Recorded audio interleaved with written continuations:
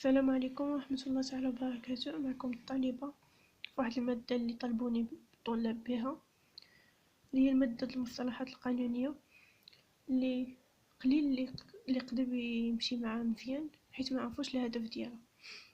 لكن أنا غادي نحاول نمشي معكم دقة دقة داكشي اللي فهمت نوصلو لكم. نتمنى تبعوا معايا عافاكم وحفظوا هاد الحويجات اللي كنعطيكم اكثر بالفرنسي.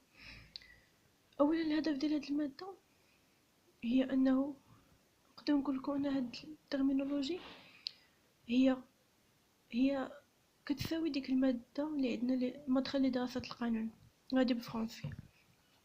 ولكن عافاكم نوصيكم عليه هي ديك لا لونغ، اللغة اللي كتكون عندنا ضروري خصكم تدخلوا لها، انا هي اللي غادي تساعدكم وغتعاونكم بزاف. المهم نبدا اولا بمفهوم القانون. ما هو القانون؟ القانون هو مجموعة من القواعد التي تنظم سلوك الإنسان داخل المجتمع، ذلك بتطبيق عقوبات على كل من خالفها كما كنعرفو كاملين. هذا هو المفهوم ديالو. وكنمشيو بالفرنسي. Définition de droit.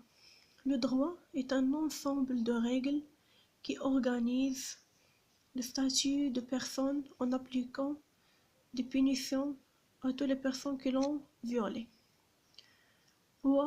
Le droit est un ensemble de règles هما قواعد، هو واحد المجموعة د القواعد qui organise le statut de personne، الحالة ديال الإنسان، en appliquant des punitions à toutes les personnes qui l'ont violé. كاع الناس اللي خالفوا أو اللي اخترقوا هاد القواعد كتطبق عليهم واحد الجزاءات واحد العقوبات. هذا هو المفهوم.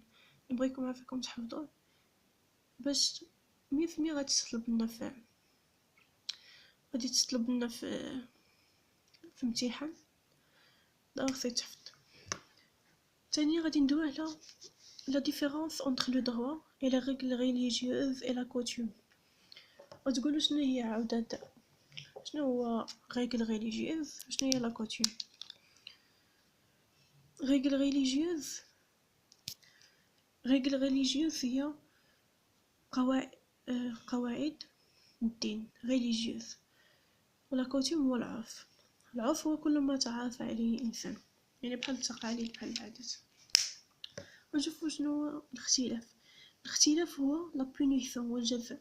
لأنه لا ريغل دو ريليجيوز الجزاء ديالها اللي اخترقها جزاء في الآخرة عند الله سبحانه وتعالى. لا كوتيوم العرف عنده واحد الجزاء معنوي بوحده. بالنسبة لدغوا دو ريغل واحد الجزاء مادي، يا اما كتمشي لك الحريه ديالك بالسجن ولا كتخلص واحد الغرامه ماليه كتمشي لك النقود ديالك. نشوفوا هذه هي لا ديفيرونس entre les règles religieuses, la coutume et le droit. نشوفوا انواع ديال لو droit. عافاكم ركزوا معايا مزيان. عندنا droit objectif, droit subjectif, droit privé, droit public. droit objectif هو القانون الموضوعي، l'objet. كتسمعوا نتوما objet هو الموضوع. قانون الموضوعي شنو؟ ensemble de règles de droit qui organise les rapports entre les êtres humains et la loi de chaque personne. شنو هذا القانون الموضوعي؟ كما شفنا في دراسة المدخل لدراسة العلوم القانونية، شفنا الصنف ديال قانون موضوعي وقانون شكلي. لكن حنا عندنا هنا قانون موضوعي. قانون موضوعي كما قالك هنا واحد المجموعة ديال القواعد اللي كتنظم لنا العلاقات بين الانسان وكتعطينا الحقوق ديالنا، لا لوا دو شاك بيرسون. هذا هو القانون الموضوعي. القانون دروا سوبجيكتيف هو القانون الذاتي. سوبجيكتيف يعني ذاتي شخصي. هما ce sont les prérogatives de personne. شنو هما لي بريروغاتيف؟ عافاكم هاد لي بريروغاتيف عقلوا عليها مزيان.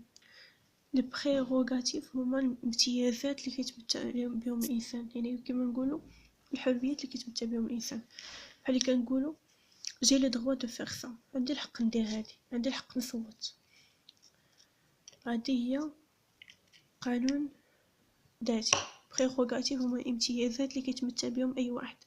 عقلوا على هذيك، جي لو droit de faire ça، عندي الحق ندير هذيك، عندي الحق نصوت. عندنا قانون خاص. قانون خاص est un ensemble de règles qui organise les rapports ou la relation entre les personnes. واحد المجموعة ديال القواعد اللي كتنظم لنا العلاقات بين الأفراد أو الإنسان. يعني يمكنكم تستعملوا كلمة لي رابور كتساوي لنا كلمة لي غولاسيون. يعني داكشي خاص بين الناس في المجتمع، بين واحد كيشري، بين واحد كيبيع، بين واحد كيكري، بين واحد كاين مكتري، أي علاقة. عندنا القانون العام.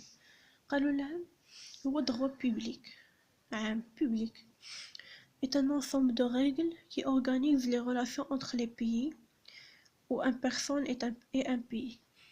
يعني هو واحد المجموعة ديال القواعد كتنظم لنا العلاقة بين الدول أو الدول مع شي فرد، كما شفنا في المواد الآخرين. هذا هو مفهوم ديال الدروغ بوبليك. نتمنى تكونوا استفدتوا من هذه الحلقة وتبعوا عافاكم. ونعطيكم واحد الطريقة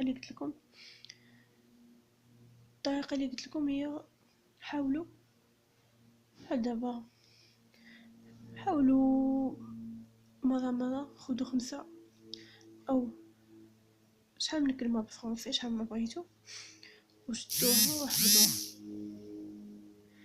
وحفظوها 5 د الكلمات في النهار، فوق ما بغيتو، فوق ما كنتو مثالين. شدوها حفظوها وتبقى لكم في راسكم 5 على 5 أو 2 على 2 غتولي عندكم واحد كما كنقول ان باجاج اللي تبقاو تستعملوه في امتحانات مع البروف ديالكم في اي حاجه. نتمنى تكونوا استفدتوا، نتمنى لكم التوفيق، نتمنى نتلاقاو في فيديو جاي ان شاء الله.